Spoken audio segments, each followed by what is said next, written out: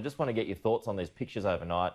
Donald Trump paying his respects to the former Chief Justice. He's been booed and jeered by crowds outside. What are your thoughts on that? Well, it's hard to do anything in this country without being booed or jeered for something right now. So politicized this environment has become. So inside Washington, D.C., which is overwhelmingly Democratic it's the most Democrat part of California, most Democratic major city in the United States. So, yeah, I mean, he walks out of the front door, he's going to get booed or protested. But he's paying his respects, as he ought to a Supreme Court justice who of considerable note, paying his respects as in a statesmanlike way. But no, it's not surprising to get booed. Yeah. Okay. Do you expect the replacement to be announced this weekend, or is it too soon? Well, I have maybe make a little news today. I have inside sources that tell me, yes, it is going to be announced, and I know who it's going to be. It's going to be Amy Coney Barrett. She's currently an appellate judge, and she was the runner-up for the seat that Kavanaugh ultimately got. Rumor has it that President Trump told insiders when he interviewed her and Kavanaugh that Kavanaugh was going to get this one, but he knew that when Ruth Bader Ginsburg left the court, either through death or resignation, that there was going to be such a firestorm over that because of her importance and iconic status on the left, that the brouhaha was going to be biblical. It's going to make the Kavanaugh one look like Sesame Street. And he wanted to save Amy Coney Barrett just for that moment, not just because she's a woman, but because of her story. She has 7 kids. She adopted 2 kids from Haiti and has a special needs child, as well as a compelling story and career. But he wanted to save her for this moment. She's in her 40s, isn't she? Yes, she's 48. She's a spring chicken like myself. Yes, so she could have that position for a long time.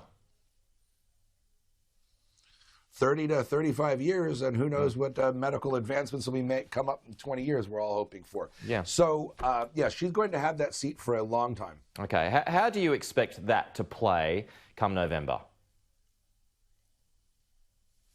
Well, the fact of the matter is that there's emotions are running on high on both sides, right and left.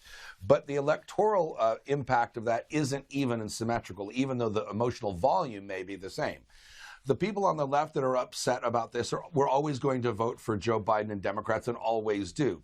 So the emotion on the left doesn't really translate into net new votes. On the right, however, there's a big block of Christian evangelical and Mormon voters in swing states that don't really like Trump and may have sat this one, kind of vote irregularly or not, or kind of sit this one out. But now they are fired up. So electorally, this is a marginal benefit to the Republicans because they're adding a universe of voters that may have sat this one out, and they're adding them to the Republican totals. So that's kind of how the politics is going to play out. But whether or not that's dispositive, we're just going to have to wait another 5 weeks. Okay. Well, as I mentioned at the top of our interview, it's all about, we were talking about the stimulus just then with my interview at ComSec. Do you expect that package to be announced before the November election? Well, Greatest, this is a game of chicken, right? Yeah. The Democrats are Nancy Pelosi's got 2 constituents. She's got to fund her big city, big lefty, California and New York. She's got to keep them happy. But then she's got a lot of rural Democrats in Republican districts who she's got to keep happy. Those rural Democrats, those Republican districts don't want to go home and have to face the voters and saying we couldn't get it done because we had to kowtow and support Nancy in her quest to support the coastal elites in the big coastal cities, which are not popular in the middle part of America. So the Democrats are kind of between a rock and a hard place.